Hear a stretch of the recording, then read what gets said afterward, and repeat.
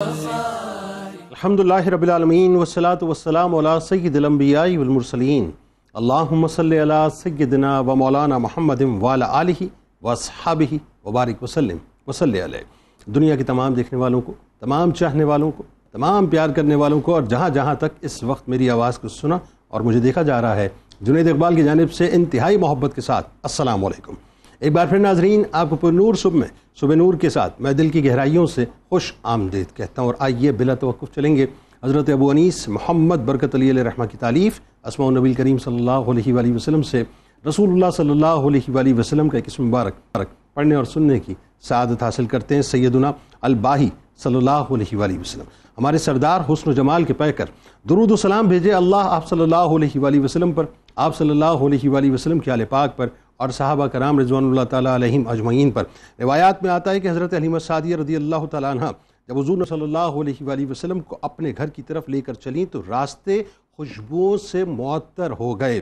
وادی بنو سعد کا کوچا کوچا حضور نبی کریم صلی اللہ علیہ وآلہ وسلم کے بدن اقدس کی نفیس خوشبو سے مہک اٹھا، اور گلیاں نور مصطفیٰ صلی اللہ علیہ وآلہ وسلم سے روشن ہو گئیں۔ ناظرین کرام، آج ہم ذکر ایک ایسی ہستی کا کریں گے کہ جن کے ذکر سے اپنی روح کو اور اپنے قلوب کو روشن کریں گے انشاءاللہ، یعنی امین الامت، امیر الامراء، گورنر شام، سیدنا ابو عبیدہ بن جراح رضی اللہ تعالیٰ عنہ، جو انتہائی با کمال جرنیل بھی ہیں اور انتہائی با کمال اور بے مثال گورنر بھی ہیں۔ اب ذہن میں رکھیے کہ 28 برس کی عمر ہے، جوانی عروج پر ہے، شخصیت ہر اعتبار سے متاثر کن ہے، یعنی انتہائی انسپریشنل ہے، نہایت ہی ذہین ہے، خاکسار ہے، عابد و زاہد ہونے میں اپنی مثال آپ ہے۔ قریش میں جن 3 لوگوں کے حسن، ان کے اخلاق اور ان کے حیا کی مثال دی جاتی ہے، ان میں سے ایک ہیں۔ بچپن سے تیغ زنی اور شہ سواری کے گر سکھائے گئے ہیں، جو خوش شکل بھی ہیں، خوش گفتار بھی ہیں، ہسمکھ بھی ہیں، دراز قد بھی ہیں، خوش حال بھی ہیں، منکسر المزاج بھی ہیں، باروب اور حیادار بھی ہیں، جلال و کمال کا پیکر بھی ہیں، حلقہ یارہ میں ریشم کی طرح نرم اور رزم حق و باطل میں فولاد کی طرح سخت بھی ہیں۔ اپنی امانت و دیانت کے سبب کائنات کے صادق الامین سے امین الامہ کا لقب پانے والے بھی ہیں۔ اگلے 2 دات غزوہ احد کے موقع پر سرور دو جہاں سلطان مدینہ صلی اللہ علیہ وآلہ وسلم کے سر اقدس میں دسی ہوئی خود کی کڑیاں نکالتے ہوئے اپنے 2 دانت شہید کروانے والے بھی ہیں۔ اپنے باپ کو میدان بدر میں واصل جہنم کر کے لا یؤمن احدکم حتی اکون احب الیہ من والدہ وولدہ والناس اجمعین کی عملی تصویر بننے والے ہیں۔ امین الامت، امیر الامراء، گورنر شام سیدنا ابو عبیدہ بن جراح رضی اللہ تعالیٰ عنہ کا شمار ناظرین ان صحابہ کرام رضوان اللہ تعالیٰ علیہم اجمعین میں ہوتا ہے جنہوں نے اسلام قبول کرنے میں سبقت حاصل کی۔ آپ رضی اللہ تعالیٰ عنہ اسلامی عمارت کی پہلی اور عظیم بنیادوں میں سے ایک ہیں جن پر اسلام کی عمارت باقاعدہ تعمیر کی گئی، یعنی آپ رضی اللہ تعالیٰ عنہ وہ خوش نصیب ترین ہستی ہیں جو ظہور اسلام کے ابتدائی ایام میں، بلکہ بعض روایات کے مطابق دوسرے ہی روز سیدنا صدیق اکبر رضی اللہ تعالیٰ عنہ کی دعوت سے محمدی پروانوں کے اندر شامل ہوئے، اور ایسے شامل ہوئے صاحب کہ وفاؤں کے، جانثاریوں کے، فداکاریوں کے اور ایثار کے آسمان کے اوپر انتہائی چمکتے اور دمکتے رہتی دنیا تک نظر آئیں گے۔ اسلام قبول کرنے کے بعد ناظرین آپ رضی اللہ تعالیٰ عنہ کو اپنے والد کی طرف سے بے انتہا ریٹیلیشن ملی، بے انتہا مزاحمت کا سامنا تھا۔ قریش مکہ کے ظلم و ستم سے 2 مرتبہ ہجرت کر کے حبشہ تشریف لے گئے، پھر مدینہ پاک ہجرت کی۔ آپ رضی اللہ تعالیٰ عنہ کی ناظرین شخصیت کمالات کا مجموعہ تھی، انتہائی خوبصورت شخصیت تھی، انتہائی نیک دل تھے، شر و فساد سے دور رہنے والے تھے، آخرت کی فکر کرنے والے تھے، تمام لوگوں کے لیے بھلائی چاہنے والے تھے، صاف دل، انتہائی transparent, neat and clean heart کے مالک تھے۔ کردار میں، زہد و تقوی میں، سادگی میں، انصاف پروری میں، رحم دلی میں، اخلاقی بلندی میں، عاجزی اور انکساری میں اور دوسرے اوصاف میں درجہ کمال کو پہنچے ہوئے تھے، انتہائی ڈاؤن ٹو ارتھ شخصیت تھے۔ ناظرین کرام، حضرت ابو عبیدہ بن جراح رضی اللہ تعالیٰ عنہ وہ عظیم ترین ہستی اور وہ عظیم ترین جرنیل ہیں جو السابقون الاولون کا تاج اپنے سر اقدس پر سجائے ان عظیم اور خوش نصیب ترین ہستیوں میں شمار ہوتے ہیں جن کو اس دنیا میں ہی کنجی کی زبان مبارک سے جنتی ہونے کا باقاعدہ سرٹیفکیٹ عشرہ مبشرہ کی فضیلت کی صورت میں عطا ہوا۔ جو بیت رضوان جیسے عظیم لمحات میں بھی صرف موجود ہی نہ تھے بلکہ صلح حدیبیہ جیسے معاہدے کی شہادت دینے والے بھی تھے۔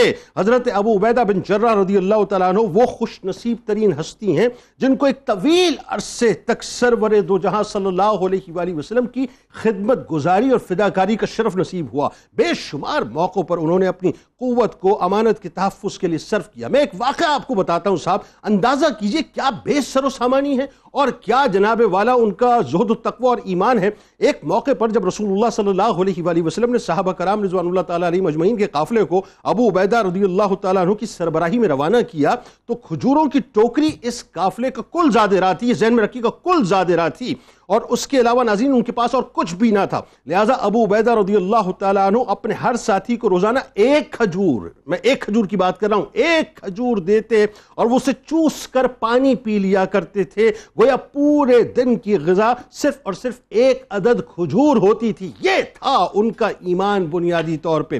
حضرت ابو عبیدہ بن جراح رضی اللہ تعالیٰ عنہ ناظرین ایک ایسے جری جرنیل تھے جنہوں نے جنگ بدر میں، احد میں، خندق کے علاوہ کئی غزوات اور جنگوں میں شرکت کی، اور سرور دو جہاں صلی اللہ علیہ وآلہ وسلم نے انہیں کئی ایک مہمات کے لیے باقاعدہ منتخب فرمایا اور ہر مہم کو خوب نبھایا، یہاں تک کہ جناب صدیق اکبر اور جناب عمر فاروق رضی اللہ تعالیٰ عنہما کے ادوار تک ناظرین، یعنی رومن امپائر کو زمین بوس کرنے تک بھرپور مجاہدانہ کردار ادا کیا۔ امین الامت کی ہستی میں خاکساری اور تواضع حد درجے تھی، باوجود سپاسالار اعظم ہونے کے تمکنت سے اور پروٹوکول سے اور جاؤ حشم سے دور رہا کرتے تھے۔ یعنی عالم یہ تھا کہ رومی سفرا، یعنی یہ میں ذہن میں رکھیے گا کہ جس وقت رومن امپائر کے اوپر چڑھائی ہو رہی تھی تو سفرا آ کے اسلامی لشکروں سے باقاعدہ بات چیت کیا کرتے تھے، تو وہ شناخت کرنے کی کوشش کرتے تھے کہ اس میں ان کا چیف کون ہے بنیادی طور پہ، یعنی چیف آف آرمی اسٹاف کون ہے۔ تو وہ معمولی سی چونکہ حیت بنائے ہوئے مطلب ان کے ساتھی تشریف فرما ہوتے تھے تو وہ پہچان نہیں پاتے تھے کہ ان میں کون بنیادی طور پہ حضرت ابو عبیدہ ہیں۔ اور ذہن میں رکھیے گا عالم یہ تھا کہ جب شام کو آپ نے ٹیک اپ کیا ہے تو عیسائیوں کو مذہبی رسومات کی آزادی دے کر مذہبی رواداری کی ایسی مثال قائم کی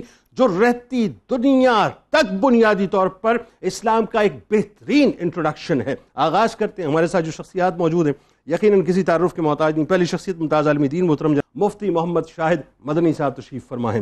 دوسری شخصیت اسسٹنٹ پروفیسر جامعہ کراچی ممتاز اسکالر جناب ڈاکٹر سید محبوب بخاری صاحب تشریف فرما ہیں۔ تیسری شخصیت ممتاز عالم دین ہیں، اسلامی نظریاتی کونسل کے ممبر ہیں اور ہمارے بہت ہی یوں کہہ لیجئے کہ بہت عرصے کے بعد آج ہمیں میسر آئیں جناب ڈاکٹر عمیر محمود صدیقی صاحب تشریف فرمائے۔ تینوں آپ کو السلام علیکم، خوش آمدید۔ اور آخر میں انشاءاللہ ملک کے معروف شناخہ جناب قاری فیصل چشتی صاحب منقبت کا نذرانہ پیش کریں گے۔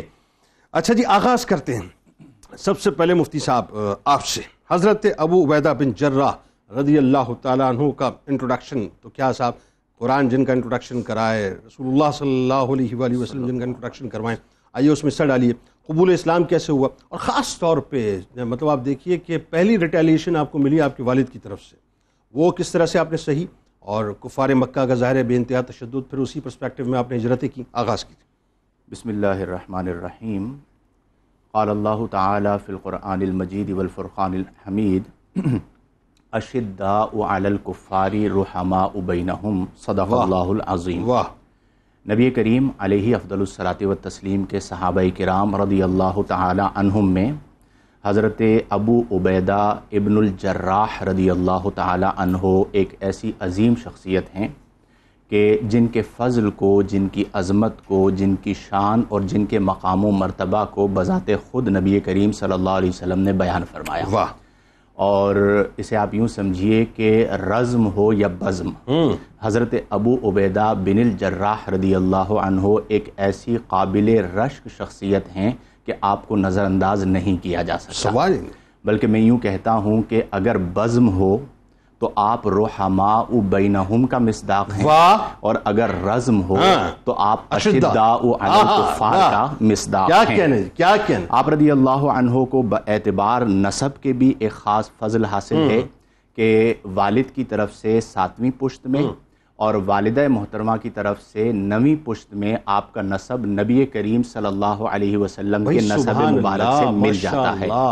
حضرت اسماعیل علیہ السلام کی جو اولاد ہیں، حضرت ابراہیم علیہ السلام کے اشارے پر حضرت اسماعیل علیہ السلام نے جو نکاح فرمایا تھا وہ قبیلہ جرہم کے جو سردار تھے مداد، ان کی بیٹی سے۔ ٹھیک ہے۔ اب سیدہ مداد جو ہیں، بنت مداد جو ہیں، ان سے آپ کو 12 بیٹے عطا ہوئے، اور انہی سے مکہ میں 12 قبائل بنے. ان میں ایک بیٹے تھے عدنان, اور پھر انہی کی اولاد میں فہر بن مالک آئے تھے. اوکے. اب یہ جو فہر بن مالک ہیں ان کے 2 بیٹے تھے. اوکے. ایک کا نام تھا غالب اور ایک کا نام تھا حارث. اب غالب کی اولاد سے نبی کریم صلی اللہ علیہ وسلم ہیں, اور حارث کی اولاد سے حضرت ابو عبیدہ بن الجراح. یعنی غالب اور حارث میں جا کے جی ہاں آپ جو ہے رسول کریم صلی اللہ علیہ وسلم سے آپ بالکل, یعنی فہر بن مالک کے 2 بیٹے ہوئے, غالب کی اولاد سے نبی کریم صلی اللہ علیہ وسلم کی بعثت ہوئی, اور حارث کی اولاد سے حضرت ابو عبیدہ بن الجراح رضی اللہ تعالی عنہ کی ولادت مبارکہ ہوئی.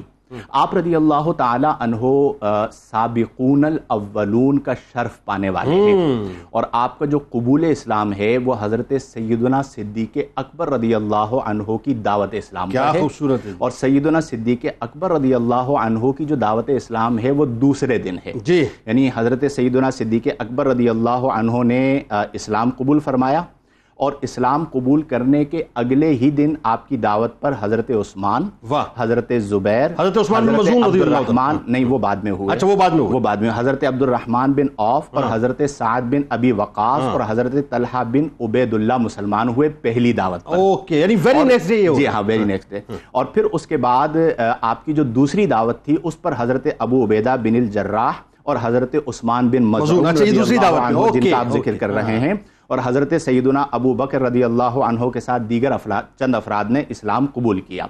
اب آپ رضی اللہ عنہ قبول اسلام کے اعتبار سے ایک روایت کے مطابق 7ویں نمبر پر آپ نے اسلام قبول کیا, اور ایک روایت کے مطابق 11ویں نمبر کے صحابی ہیں. یعنی 24 گھنٹے بھی آپ نے کفر کے عالم میں نہیں گزارے. دونوں صورتوں میں, بالکل دونوں صورتوں میں آپ سابقون الاولون میں ہیں, اور جو آپ کا قبیلہ ہے اس قبیلے میں اسلام قبول کرنے والے آپ پہلے فرد ہیں. اسی اعتبار سے جو آپ نے بات اور سوال ذکر کیا کہ والد کی طرف سے, قبیلے کی طرف سے جو مخالفت کا سامنا ہوا, تو پورے قبیلے کے اندر ایک ہی شخص نے اسلام قبول کیا ہے, اور وہ آپ کی ذات ہے.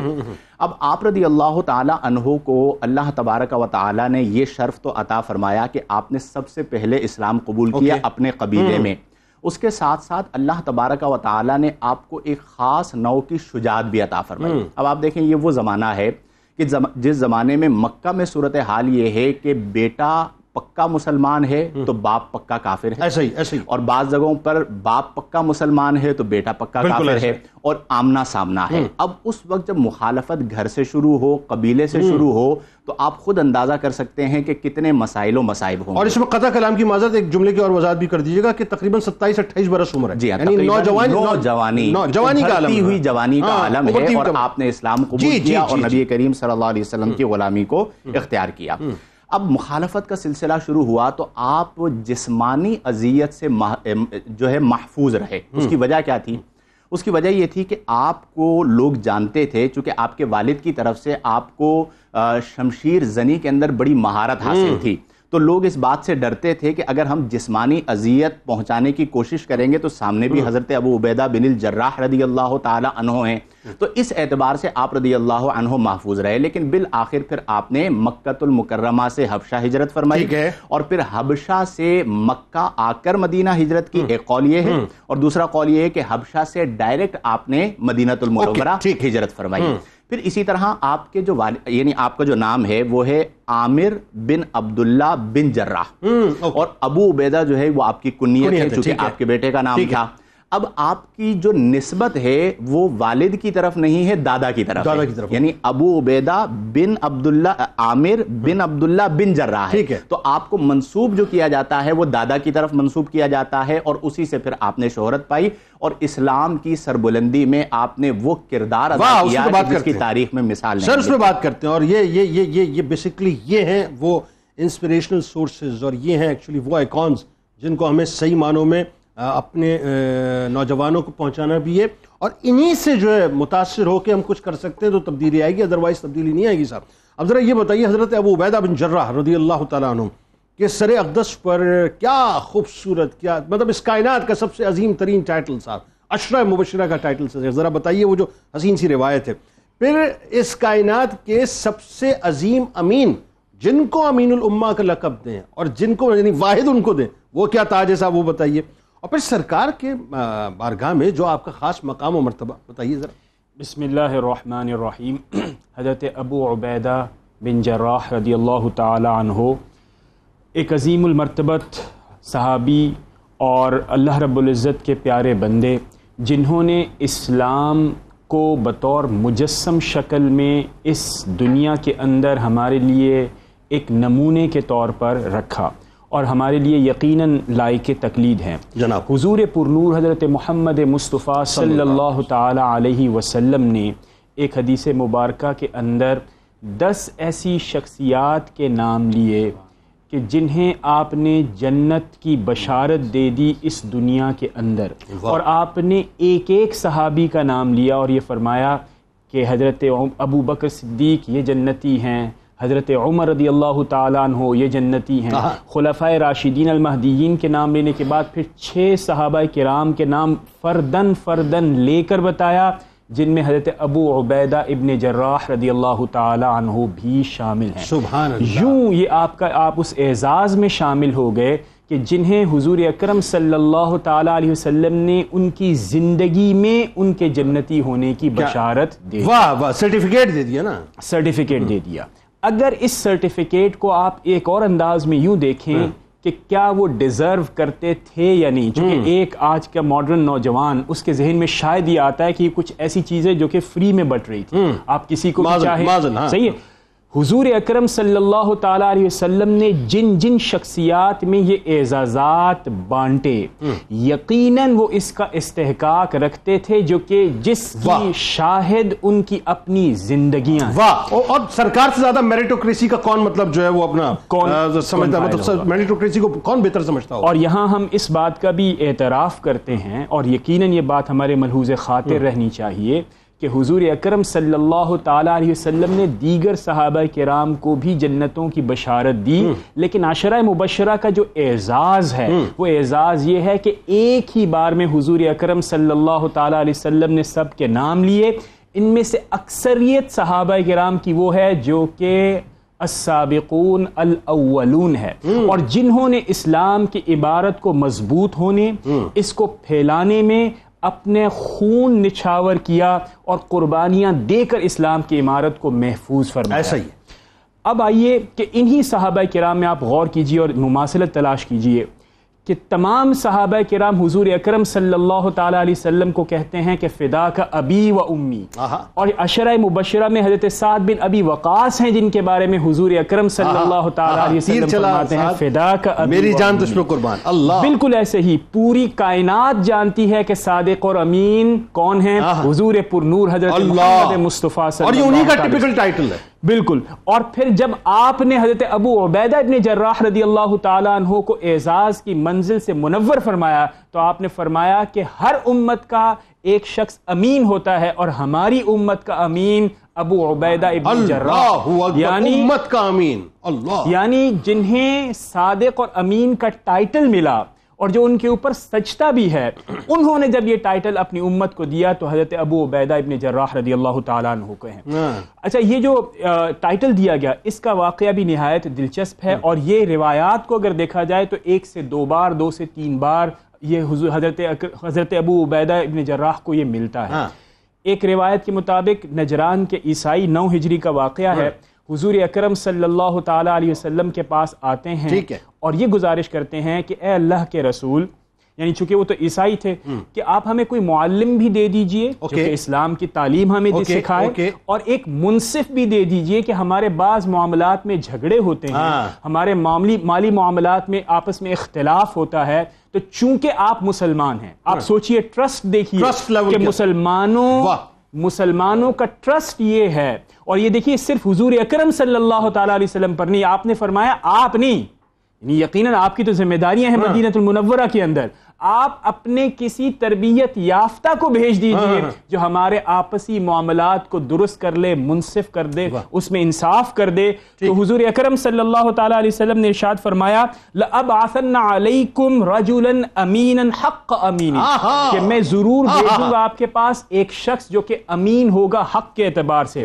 حضرت عمر رضی اللہ تعالیٰ عنہ سے روایت ہے، آپ فرماتے ہیں اس دن چونکہ یہ ٹائٹل اتنا بڑا ملنے والا تھا، آپ نے اس بات کا اظہار کیا کہ مجھے اگر یہ ٹائٹل مل جائے تو یقیناً میرے لیے اعزاز کی بات یہ صفات مجھ میں موجود ہیں. تو آپ نے فرمایا کہ میں پھر آگے آگے ہوا، نماز ختم ہوئی تو میں حضور کی نگاہوں کے آگے آ گیا کہ میں ہوں. ظہر سے بہت پہلے آ چکے تھے، بیٹھ گئے تھے سرکار کی بارگاہ میں. لیکن حضور اکرم صلی اللہ تعالی علیہ وسلم کی نظر انتخاب حضرت ابو عبیدہ بن جراح رضی اللہ تعالی عنہ پر پڑی، اور آپ نے ارشاد فرمایا کہ ہر امت کا امین کوئی ہے اور میری امت کے امین جو ہے وہ ہے. اور اسی طرح ایک اور واقعہ ملتا ہے، اور وہ بھی میرا خیال ہے کہ یہ یمن کے حوالے سے یمن کے حوالے سے بھی ملا کہ انہوں نے بھی کسی معلم اور منصف کا تقاضا کیا تو حضور اکرم صلی اللہ تعالی علیہ وسلم نے حضرت ابو عبیدہ ابن جراح رضی اللہ تعالی عنہ کا انتخاب کیا. اور آخر میں ایک اعزاز میں یہ بیان کروں گا کہ جب فتح مکہ کا موقع ہوا تو حضور اکرم صلی اللہ تعالی علیہ وسلم بطور ایک وکٹوریس مکہ میں تشریف لے کر جانا ہے انہوں نے، تو آپ کے دائیں بائیں اور آپ کے سامنے کچھ لوگ موجود تھے جو کہ آپ کو ہیلپ کر رہے تھے، اور جو آگے تھے وہ ابو عبیدہ بن جراح رضی اللہ تعالیٰ عنہ ہیں. تو یہ اعزاز بھی آپ کی ساتھ جڑا ہوا ہے. یعنی آپ سوچئے کہ سرکار مدینہ صلی اللہ علیہ وآلہ وسلم نے جو آپ کو تاج سجا دیا آپ کے سر اقدس پہ، وہ تاج رہتی دنیا تک ظاہر ہے انتہائی انمول ہے، اس میں کوئی دوسری رائے نہیں. مفتی صاحب اب ذرا آئیے، وہی بات میریٹوکریسی کی آ گئی کہ سرکار مدینہ صلی اللہ علیہ وآلہ وسلم اگر کسی کو کوئی پریولیج دے رہے ہیں تو یقیناً اس کے پیچھے بہت بڑا ایک میرٹ بھی ہے اور پھر قربانیاں بھی ہیں. اچھا ایک تو بنیادی طور پہ آپ کی اپنی انسٹنکٹ، آپ کے اندر کی جو مطلب ذات تھی، اس کو سرکار علیہ السلام نے دیکھا کہ وہ باہر کیسے ریفلیکٹ کر رہی ہے، جس کی وجہ سے آپ کو فیصل بنا کے بھیجا جا رہا ہے. ٹھیک ہے جی، امین الامہ کہا جا رہا ہے. لیکن ایک آپ کی شخصیت وہ ہے جو کہ ایک جرنیل کی حیثیت سے، اچھا جرنیل کی حیثیت سے تو بعد میں آپ ابھر رہے ہیں، پہلے تو میرے سرکار کے غلام بن کر، مجاہد بن کے آپ جو ہے غزوات میں اور دور نبوی میں جو ہے مہمات میں بہت ہی شاندار کردار ادا کرتے ہیں. وہ ذرا ہمیں بتائیے منظرنامہ کیا تھا. بسم اللہ الرحمن الرحیم. نبی کریم صلی اللہ علیہ وآلہ وسلم کے جلیل القدر صحابی جو قائد الجیش بھی ہیں اور بطور عامل نبی کریم صلی اللہ علیہ وسلم کے خلفۂ راشدین کے عہد مبارک میں بھی کام کرتے رہے. آپ کا قد مبارک لمبا ہے، جسم بہت نحیف ہے، چہرہ مبارک پر گوشت کم ہے، اور آپ کی داڑھی مبارک زیادہ گھنی نہیں تھی، اور آپ اپنے بال مبارک میں خضاب لگایا کرتے تھے. اور حضرت سیدنا ابو عبیدہ عامر بن عبداللہ بن الجراح رضی اللہ تعالی عنہ نبی کریم صلی اللہ علیہ وسلم کے پورے عہد رسالت میں ہمیشہ ہر مہم اور ہر واقعے اور غزوے میں آپ صلی اللہ تعالی علیہ وسلم کے ساتھ ہمیشہ جڑے رہے ہیں. یعنی ویری نیکسٹ ڈے ایمان لائے، اس کے بعد سے کنٹینیوسلی ساتھ رہے، ہمیشہ ساتھ رہے. اور ہمارے ہاں محدثین اور فقہاء نے لکھا ہے کہ وَشَهِدَ مَعَ النَّبِيِّ صلی اللہ علیہ وسلم غزوۃ بدر والمشاہد کلہا. غزوہ بدر ہو یا جنگ احد ہو، حضرت ابو عبیدہ رضی اللہ تعالی عنہ ہر مارکے میں محمد رسول اللہ صلی اللہ علیہ وسلم کے ساتھ ساتھ ہمیشہ رہے ہیں. آپ دیکھیے کہ اس واقعے کو تاریخ دمشق میں ابن عساکر نے، امام بیہقی نے، اس کے علاوہ ابن حجر نے الاصابہ میں، اور امام طبرانی کے علاوہ سیوطی نے اسباب النزول میں یہ لکھا ہے کہ جب غزوہ بدر کے موقع پر عبداللہ بن شوصب یہ بات روایت کرتے ہیں کہ جب آپ رضی اللہ تعالی عنہ کے والد جو مسلمان نہیں ہوئے تھے، غزوہ بدر کے موقع پر دشمن کی طرف سے لڑنے کے لیے آئے ہوئے، اور ایک ایسے وقت میں جب اہل ایمان کے ایمان کو آزمایا جا رہا ہے، اور حضرت ابو عبیدہ رضی اللہ تعالی عنہ اپنے والد ماجد کو، جو سگے والد ہیں، سوتیلے والد نہیں ہیں، آپ نے رسول اللہ صلی اللہ علیہ وسلم کے دشمن کے طور پر بدر میں انہیں دیکھا اور اپنی تلوار سے ان کا سر قلم کر دیا. اور ہمارے ہاں تمام مفسرین میں اکثر نے، جن کے میں نے حوالہ جات آپ کے سامنے پیش کیے، وہ یہ فرماتے ہیں کہ قرآن مجید کی یہ آیت ابو عبیدہ بن الجراح کے بارے میں نازل ہوئی. وہ آیت کون سی ہے؟ فرمایا لا تجد قوما، تم ایسی کوئی قوم نہیں پاؤ گے، یؤمنون باللہ والیوم الآخری، جو اللہ اور یوم آخرت پر ایمان رکھتے ہوں، یوادون من حاد اللہ ورسولہ، اور وہ کسی ایسے کی محبت میں گرفتار ہو جائیں جو نعوذ باللہ اللہ اور اس کے رسول صلی اللہ علیہ وسلم کا دشمن ہو. فرمایا ولو کانوا آباءہم او ابناءہم او اخوانہم او عشیرتہم، فرمایا چاہے وہ ان کے آباء و اجداد ہوں، ان کے بیٹے ہوں، بھائی ہوں، یا خاندان کا کوئی فرد ہو. تو حضرت ابو عبیدہ کے بارے میں قرآن میں اللہ نے فرمایا کہ اولئک کتب فی قلوبہم الایمان، اللہ نے ان کے دل میں ایمان کو سب فرما دیا ہے. فرمایا روح القدس سے ان کی مدد و نصرت فرمائی ہے، اور فرمایا اللہ رب کریم ان کو جنت میں داخل فرمائے گا. اور پھر ابو عبیدہ کو جو حضور کی برکت سے مقام نصیب ہوا، قرآن میں ان کے لیے یہ آیت نازل ہوئی کہ رضی اللہ عنہم ورضوا عنہ، کہ اللہ ان سے راضی ہو گیا اور یہ اللہ سے راضی ہو گئے۔ غزوہ احد کے بارے میں سیرت ابن ہشام اور طبقات میں ابن سعد نے لکھا ہے کہ ام المومنین عائشہ صدیقہ رضی اللہ تعالی عنہا راویہ ہیں۔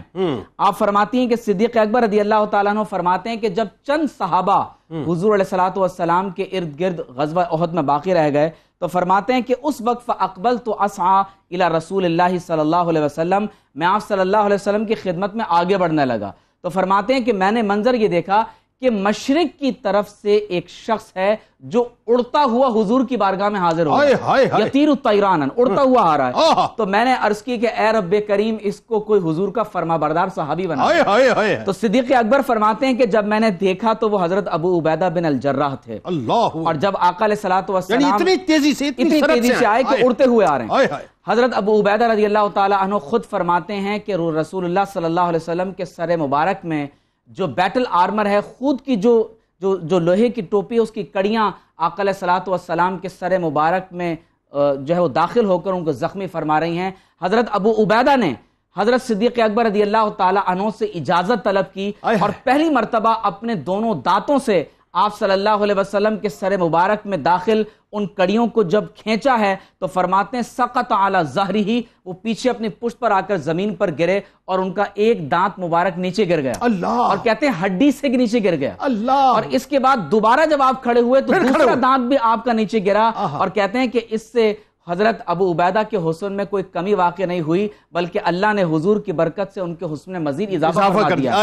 غزوہ ذات السلاسل ہو یا سریہ خبت ہو، ہر مقام پر ہمیں ابو عبیدہ مسلمانوں کے امین اور امین کیا کہنے، سبحان اللہ سبحان اللہ۔ ناظرین کرام، سرکار علیہ السلام کی بارگاہ میں بے شمار درود پاک کے نذرانے پیش کریں، ان کی آل کی بارگاہ میں بے شمار درود پاک کے نذرانے پیش کریں۔ لوٹ کے سلسلے کو آگے بڑھائیں گے اور آپ کو بتائیں گے صاحب کہ آپ کے اوصاف و محاسن کیا تھے، اور خاص طور پہ شیخین کی بارگاہ میں آپ کا مقام کیا تھا۔ لیکن ایک بات آپ کو میں اور بتاؤں گا، آپ چونکہ ظاہر ہے جب آپ نے شام ٹیک اپ کیا ہے تو ایز گورنر آپ ڈپیوٹ وہاں پہ ہوئے، گورنر کیسا ہونا چاہیے، گورنر کیسا ہونا چاہیے؟ وقفے کے بعد سیدتنا فاطمہ و سیدتنا زینب و سیدنا۔ ایک بار پھر ناظرین آپ کو میں خوش آمدید کہتا ہوں۔ جری جرنیل حضرت ابو عبیدہ بن جراح رضی اللہ تعالیٰ عنہ کی بارگاہ میں ہدیہ عقیدت پیش کر رہے ہیں۔ اب تاریخ کے جھروں کو میں ذرا سے جھانک کے دیکھیے کہ آپ کو پتہ چلے گا کہ جب شام کو ٹیک اپ کر لیا گیا، مسلمانوں نے ٹیک اپ کر لیا، تو حضرت عمر فاروق رضی اللہ تعالیٰ عنہ کا دور ہے، اور آپ نے آپ کو یعنی حضرت ابو عبیدہ بن جراح رضی اللہ تعالیٰ عنہ کو گورنر بنا دیا۔ اچھا، گورنر بنانے کے بعد ایک ذہن میں رکھیے گا بات، حضرت عمر کا ایک طریقہ تھا کہ وہ جتنا ٹرسٹ کیا کرتے تھے لیکن اس کے باوجود اکاؤنٹیبلٹی ضرور کیا کرتے تھے۔ اب ذہن میں رکھیے، امین الامہ سامنے اور ایک طرف رسول کریم صلی اللہ علیہ وآلہ وسلم کے پیارے صحابی، یعنی میرے بعد اگر کوئی نبی ہوتے تو عمر ہوتے، وہ موجود ہیں، ٹھیک ہے جی، اور خلیفہ ثانی ہیں۔ وہ یہ کہ آپ بس یوں سمجھ لیجیے اسکروٹنی کی غرض سے وہاں پہنچے، شام پہنچے، اور آپ نے حضرت ابو عبیدہ سے یہ مطلب فرمایا کہ ذرا اپنا گھر تو دکھائیں، تو وہ کترانے لگے، بڑا اصرار کیا، تو اس کے بعد کہا کہ آئیے جی، بستی سے تھوڑا وہ دور لے کے گئے تو ایک جھونپڑی نما گھر وہاں پہ موجود تھا۔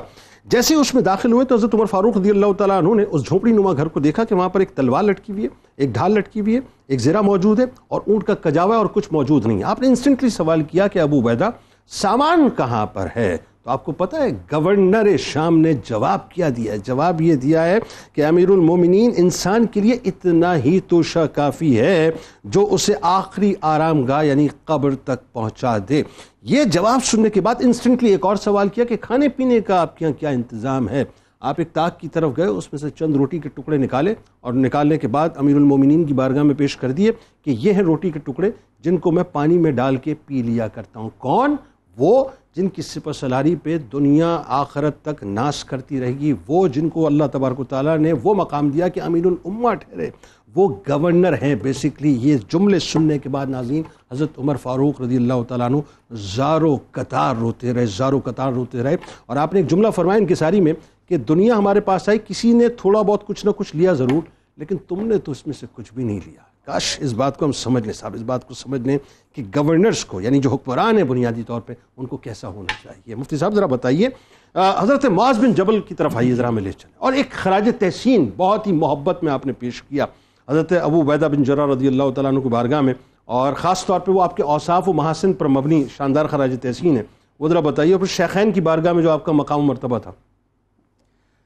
ایک بات تو میں حضرت ابو عبیدہ بن الجراح رضی اللہ عنہ کے حوالے سے اکثر طلباء کو عرض کرتا رہتا ہوں کہ تعمیر کردار کے اعتبار سے اور بلندی کردار کے اعتبار سے اور ان صفات کے اعتبار سے جس سے کردار میں بلندی آتی ہے، حضرت ابو عبیدہ ابن الجراح کی سیرت بہت اہم ہے.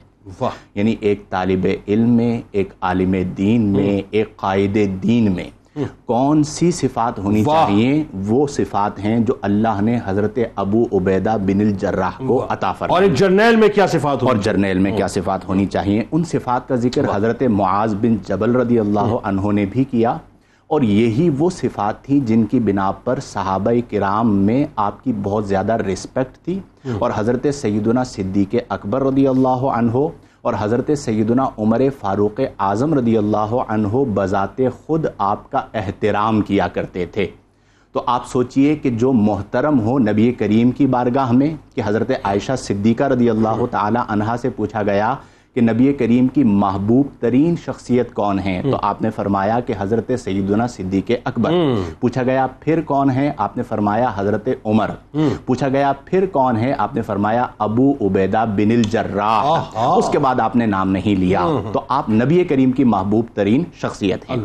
اب حضرت معاذ بن جبل رضی اللہ عنہ کے جو الفاظ ہیں وہ بڑے اہم ہیں آپ کے حوالے سے، اور اگر آپ قسم نہ بھی ذکر فرماتے تو بھی اہم تھے، لیکن حضرت معاذ بن جبل نے واللہ کہہ کر حضرت ابو عبیدہ بن الجراح رضی اللہ عنہ کے لیے ان الفاظ کو بیان فرمایا. آپ نے فرمایا اللہ کی قسم ابو عبیدہ سے زیادہ میں نے کینہ سے دور رہنے والا کسی کو نہیں دیکھا، اور ابو عبیدہ سے زیادہ اللہ تعالیٰ کا ذکر کرنے والا اور عاجزی اختیار کرنے والا میں نے کسی کو نہیں دیکھا، اور ابو عبیدہ سے زیادہ میں نے صاف دل کسی کو نہیں دیکھا. میں ایک جملہ کہنا چاہوں گا. پہلی صفت کینہ سے دور رہنا. آج اس کی جنید بھائی بہت ضرورت ہے. ہمارے دل صاف نہیں ہوتے. عوام اب تو خواص کا بھی یہ حال ہو گیا کہ وہ الہی آبرو رکھنا بڑا نازک زمانہ ہے، دلوں میں بغض رکتے ہیں بظاہر دوستانہ. صحیح بات، بالکل. تو حضرت معاذ بن جبل رضی اللہ عنہ نے پہلی صفت بیان فرمائی حضرت ابو عبیدہ کی کینہ سے دور رہتے تھے. صاف کر لو، اپنے دلوں کو صاف کریں، اپنی نیتوں کو صاف کریں اور کینہ کو دل سے نکال دیں. دوسری صفت دل کی صافی کو، صاف ہونے کو بیان کیا، اور نبی کریم صلی اللہ علیہ وسلم نے فرمایا کہ ان اللہ لا ينظر الى صورکم ولا الى اموالکم ولکن اللہ ينظر الى قلوبکم ونیاتکم، کہ اللہ تعالیٰ تمہارے چہروں اور تمہارے مالوں کو نہیں دیکھتا، اللہ تعالیٰ تمہارے دلوں کو اور تمہاری نیتوں کو دیکھتا ہے. ایک صفت آپ کی یہ بیان فرمائی جو آج کے زمانے سے بڑی اہم ہے کہ اگر کوئی جہالت کی بنا پر سوال کرتا یا اعتراض کرتا اور اس سے شر پیدا ہوتا تو حضرت ابو عبیدہ بن الجراح رضی اللہ عنہ کمال بردباری کے ساتھ اس کا جواب دیتے، اور ایسا جواب دیا کرتے تھے جس سے شر ختم ہو جایا کرتا تھا. تو یہ معاملے بالکل مختلف. یس، اگلی بات آپ نے کہہ دی جو میں کہنا چاہ رہا تھا کہ آج ہم شر پیدا کرتے ہیں اور سوالات کرواتے ہیں. جی ہاں، اور جن کا ہم ذکر کر رہے ہیں وہ شر کو ختم کیا کرتے تھے. تو ہمیں یہ دیکھنا پڑے گا کہ ہم شریر المزاج ہیں یا نیک مزاج ہیں. اگر شریر المزاج ہیں تو اپنے اندر سے اس چیز کو ختم کریں.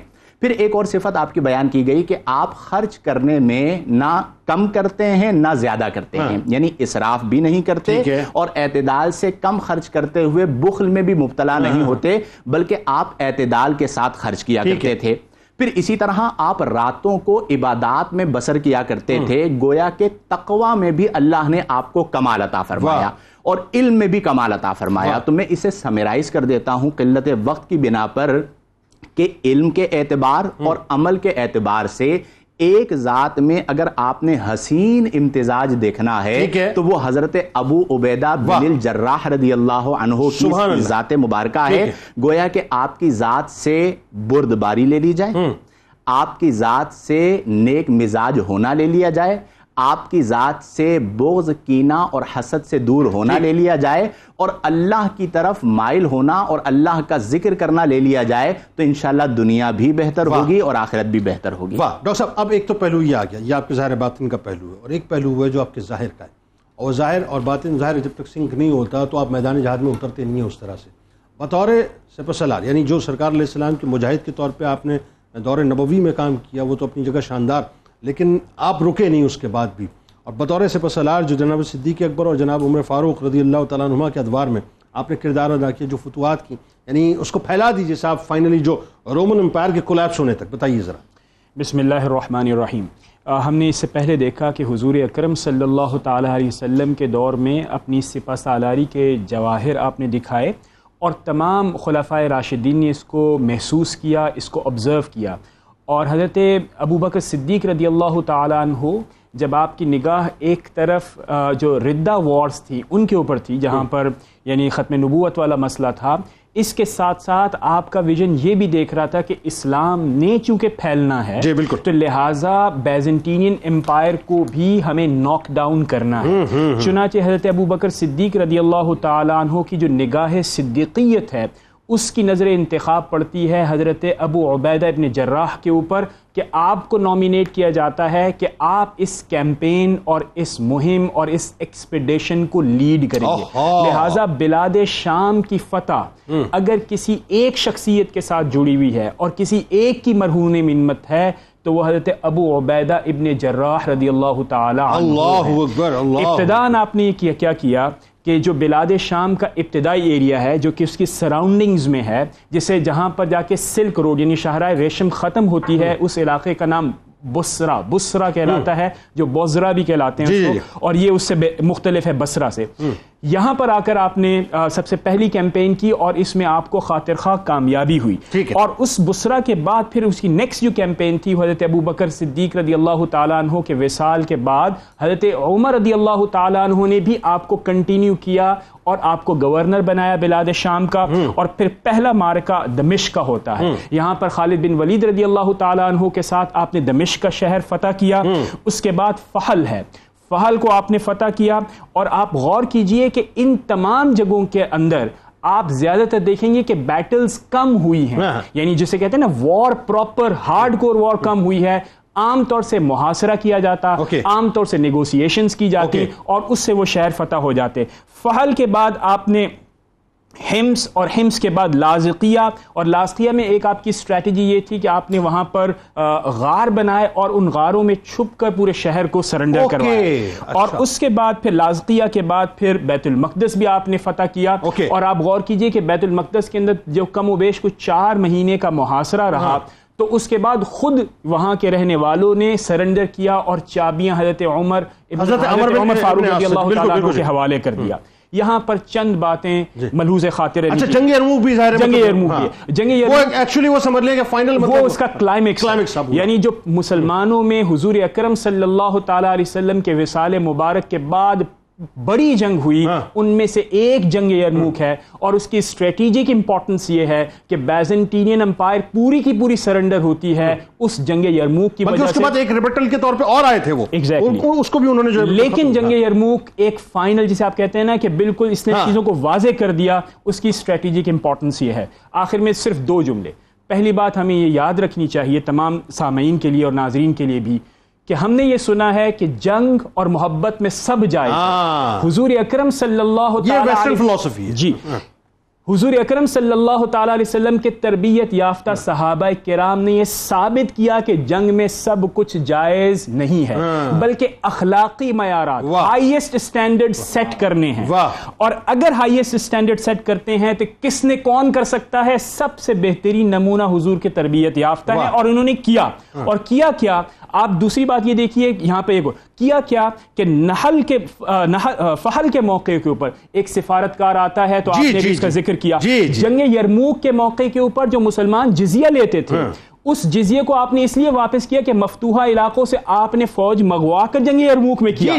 اب دیکھیں چونکہ آپ مسلمان کرسچنز کو ڈیفینڈ نہیں کر رہے تھے انہوں نے جزیہ ان کو واپس کیا. اس سے بڑی عدالت، اس سے بڑی امانت آپ کو دنیا کی تاریخ میں کہیں نہیں ملے. سر اندازہ کیجئے وہ کرسچنز جو ہیں وہ دھاڑے مار کے رو رہے تھے، دھاڑے مار کے کیا واپس آئے اور ہمارے پر دوبارہ اور آخر میں ایک اور بات بھی میں کہوں گا، کیا یہ جنگیں محض اپنی انا کو بڑا کرنے کے لیے تھی؟ تو ناظرین کی خدمت میں یہ بھی عرض ہے یہ جنگیں اسلام کے اعلیٰ کے لیے یوں تھی کہ انہوں نے ان لوگوں کو آسانی فراہم کی کہ جو لوگ اسلام قبول کرنا چاہتے تھے تو یہ بتایا گیا کہ آپ آسانی سے اسلام کو قبول کریں. یہ جو کفر آپ کے اوپر مسلط کیا گیا ہے, یہ مسلط کرنے والے ٹارگٹس کو ناک ڈاؤن کرنا تھا تاکہ وہاں کے باشندوں کے لیے یہ آسانی ہو, چوائس ہو کہ انہیں اسلام پر رہنا ہے یا انہوں نے دیگر مذاہب. بہت اچھا آپ نے اس کو سمرائز کیا. اور سب سے بھی وہ دیکھیں نا, وہ جنگ فال کا جو واقعہ جو ہم ابتدا میں بات کر رہے تھے, اب وہ سفارتکار آ کے جو ہے وہ کیمپ کے اندر تلاش کر رہا ہے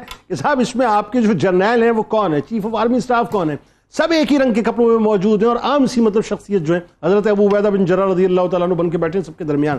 تو یہ ایکچولی وہ سٹینڈرڈز آپ نے سیٹ کیے ہیں بنیادی طور پہ. فائنلی آئیے بحیثیت جرنیل, چونکہ کردار پہ بات ہو رہی ہے, تو ایک بہت یعنی سمجھ لیجئے کہ تاریخ اسلام کا ایک ایسا واقعہ ہے کہ جس میں حضرت عمر فاروق رضی اللہ تعالیٰ عنہ کی چاہت آپ کے لیے کچھ اور تھی, آپ کی چاہت کچھ اور تھی, لیکن آپ نے چونکہ مطلب آئی گیس کہ اس وقت آپ جو ہیں وہ ایز گورنر بھی جو ہے وہ موجود تھے, اور ایک عہدہ آپ کے پاس یہ تھا, ایک جرنیل ہونے کا عہدہ تھا. تو جو خط و کتابت ہوئی ہے حضرت عمر فاروق رضی اللہ تعالیٰ عنہ آپ کے درمیان, وہ کیا تھی ذرا وہ بتائیے. پھر پلس جو شہادت کا واقعہ آپ کا ظاہر ہے وہ منظرنامہ پلیز.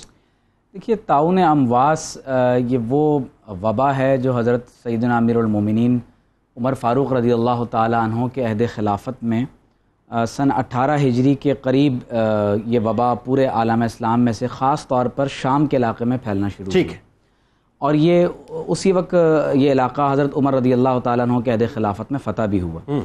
اب آپ دیکھیے کہ صحابہ کرام رضوان اللہ تعالیٰ علیہم اجمعین میں اس وقت اختلاف ہوا کہ آیا کہ شام کے علاقے میں داخل ہونا درست ہے یا وہ لوگ جو اس علاقے میں پہلے سے موجود ہیں انہیں اس علاقے سے باہر نکلنا چاہیے یا نہیں نکلنا چاہیے.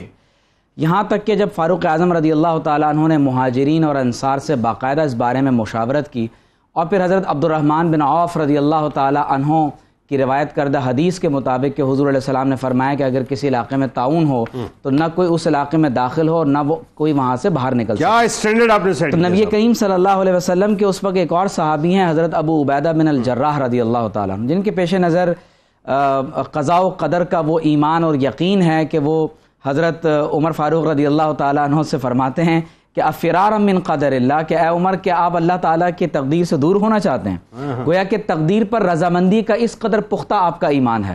تو اس وقت حضرت عمر رضی اللہ تعالیٰ عنہ نے فرمایا کہ نفر من قدر اللہ الی قدر اللہ, کہ ہم اللہ کی ایک تقدیر سے دوسری تقدیر کی طرف جانا چاہتے ہیں. کیا جملہ ہے صاحب. اب آپ دیکھیے کہ جب حضرت ابو موسیٰ اشعری رضی اللہ تعالیٰ عنہ اس حدیث کے راوی ہیں کہ جب حضرت ابو عبیدہ رضی اللہ تعالیٰ عنہ بحیثیت گورنر اور جرنیل اپنی فوج کی قیادت کرتے ہوئے اپنے فوجیوں کو تنہا نہیں چھوڑ رہے بلکہ آپ خود سیریا کے اس علاقے کے اندر موجود ہیں اور طاعون کی بیماری اور وبا جو ہے وہ تیزی کے ساتھ پھیلتی جا رہی ہے. تو اس وقت حضرت عمر رضی اللہ تعالیٰ عنہ نے ایک خط لکھا ہے, فرمایا کہ فلما اشتعل الوجع, جب درد کی کیفیت اور وبا کی شدت میں اضافہ ہو گیا تو آپ رضی اللہ تعالیٰ عنہ نے حضرت ابو عبیدہ کو خط لکھا لیستخرجہ, تاکہ ان کو وہاں سے باہر نکالیں. ٹھیک ہے. تو فرماتے ہیں کہ ان سلام, فرمایا کہ سلام علیک, اے ابو عبیدہ آپ پر اللہ کا سلام ہو, مجھے آپ سے ایک بہت ہی ضروری کام جو ہے وہ آن پڑا. فرماتے ہیں کہ ارید ان اشافیھک فیھا, اور میں چاہتا ہوں کہ براہ راست آپ کی امانت اور دیانت سے اس بارے میں مشاورت کر سکوں. تو میں نے یہ ارادہ کیا ہے کہ جیسے ہی میرا یہ خط آپ کی نظروں کے سامنے ہو آپ اس کو زمین پر رکھنے سے پہلے آپ میری طرف چل روانہ ہو جائیں, چاہے رات کا پہر ہو, چاہے رات کا پہر ہو. اب آپ دیکھیے کہ کہا یہ جاتا ہے کہ حضرت ابو عبیدہ نے شیخین کریمین کی کبھی بھی کسی عمر میں حکم عدولی نہیں فرمائی, لیکن اس مقام پر فرماتے ہیں کہ یا امیر المومنین انی قد عرفت حاجتک الیہ, میں نے اس بات کو جان لیا ہے کہ آپ کی میرے لیے حاجت اور آپ کی میری کیا تمنا ہے جو آپ میرے لیے رکھتے ہیں. اور پھر جملے دیکھیے گا جنید بھائی, فرماتے ہیں کہ وَإِنِّي فِي جُنْدٍ مِّنَ الْمُسْلِمِينَ, میں اس وقت مسلمانوں کی فوج کے درمیان موجود ہوں. لا اجد بنفسی رغبتاً عنہم, میں اپنی ذات کو ان پر ترجیح نہیں دے سکتا. یہ ہے ایکچولی لیڈر اور جرنیل کا کردار, یہ لیڈرشپ کا آپ کا یہ امانت اور دیانت ہے اپنے قول میں بھی اور اپنے عمل میں بھی. اور پھر فرماتے ہیں کہ میں اپنے فإنی لست اريد فراقهم, میں اپنی فوج کو چھوڑنا نہیں چاہتا, حتی یقضی اللہ فیہ وفیہم امرہ وقضاءہ, یہاں تک کہ اللہ ہمارے درمیان میں فیصلہ فرما دے. اور اے امیر المومنین, میں گزارش کروں گا کہ آپ نے جو قسم کھائی ہے اس کو مکمل ختم کر دیجئے اور مجھے میری فوج کے درمیان رہنے دیں. تو حضرت عمر نے جواب میں لکھا ہے, حضرت عمر رونے لگے یہ خط پڑھ کر, فرمایا کہ عنقریب ان کی شہادت ہو جائے گی. اور پھر خط میں یہ لکھا ہے کہ آپ نچلے علاقے کی جانب ہیں, آپ پہاڑی علاقوں میں اونچے علاقوں کی طرف چلے جائیں جہاں پر وبا کا اثر کم ہوتا ہے. اور پھر جو آخری وقت ہے حضرت ابو عبیدہ رضی اللہ تعالی عنہ کا خطبہ ارشاد فرما رہے ہیں کہ اے لوگو ان ھذا الوجع رحمت بکم, یہ درد تمہارے لیے اللہ کی رحمت ہے. دیکھیے پوری دنیا کووڈ میں لاک ڈاؤن کے اندر نفسیاتی امراض کا شکار ہو گئی, اور حضرت ابو عبیدہ آپ کا جو فلسفہ ہے زندگی کا وہ بدل رہے ہیں کہ یہ تقدیر اگر اللہ کی طرف سے کوئی بات آ جاتی ہے تدبیر ضرور کرو, لیکن یہ اللہ کی طرف سے رحمت ہے. تمہارے نبی نے وبا میں مرنے والوں کے لیے دعا فرمائی ہے, اور تم سے پہلے بھی صالحین اس طرح کے وبائی امراض میں مر چکے ہیں. حضرت ابو عبیدہ جو امین الامہ ہیں,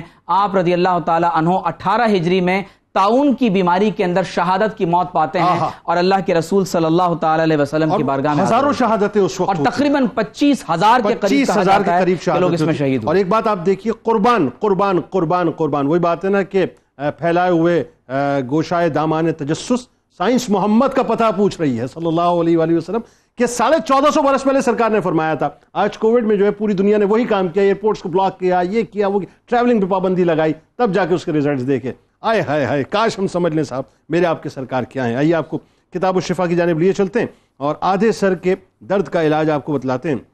اگر کسی کے آدھے سر میں درد ہو تو اول و آخر 11 بار درود پاک کے ساتھ ایک بار سورہ اخلاص پڑھ کر اس پہ دم کر لیں. انشاءاللہ اللہ تبارک و تعالیٰ آدھے سر کا درد ختم کر دے گا.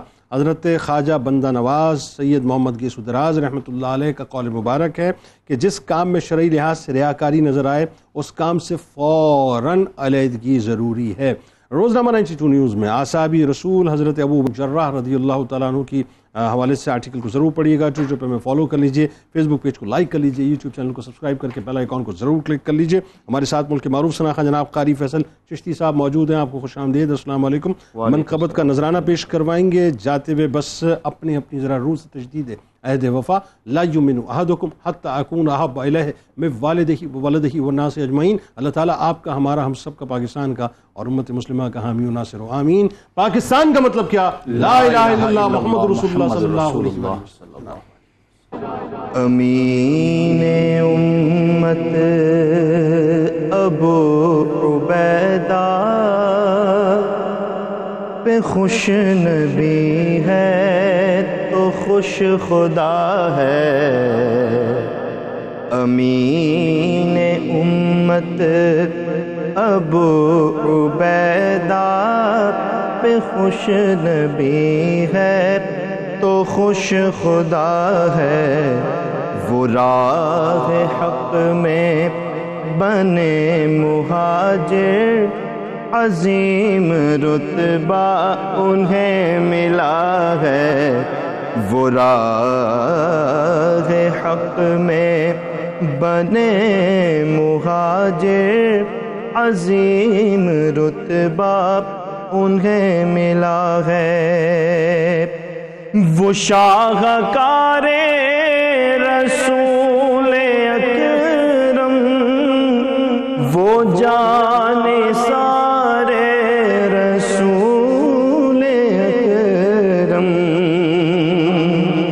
وہ شاہکار رسول اکرم, وہ جان سارے رسول اکرم. وہ نجم بز میں شہد و عالم, وفا کا پیکر وہ دل ربا ہے. وہ نجم بز میں شہد و عالم, وفا کا پیکر وہ دل ربا ہے. کمانڈر ان چیف مومنوں کا شکار کرتا ہے کافروں کا. کمانڈر ان چیف مومنوں کا شکار کرتا ہے کافروں کا. سمغائے خلد دنیا میں ابو عبیدہ کو مل گیا ہے، نبی سے سمغائے خلد دنیا میں ابو عبیدہ کو مل گیا ہے۔ رہا نبی کے قریب وہ ہے، عظیم ہے خوش نصیب وہ ہے۔ رہا نبی کے قریب وہ ہے، عظیم ہے خوش نصیب وہ ہے۔ وہ میرا آقا وہ مولا ساجد، وہ میرا رہبر ہے رہنما ہے، سیدنا ابو عبیدہ بن جراح رضی اللہ عنہ۔ وہ میرا آقا وہ مولا ساجد، وہ میرا رہبر ہے رہنما ہے، امین امت ابو عبیدہ پہ خوش نبی ہے تو خوش خدا ہے۔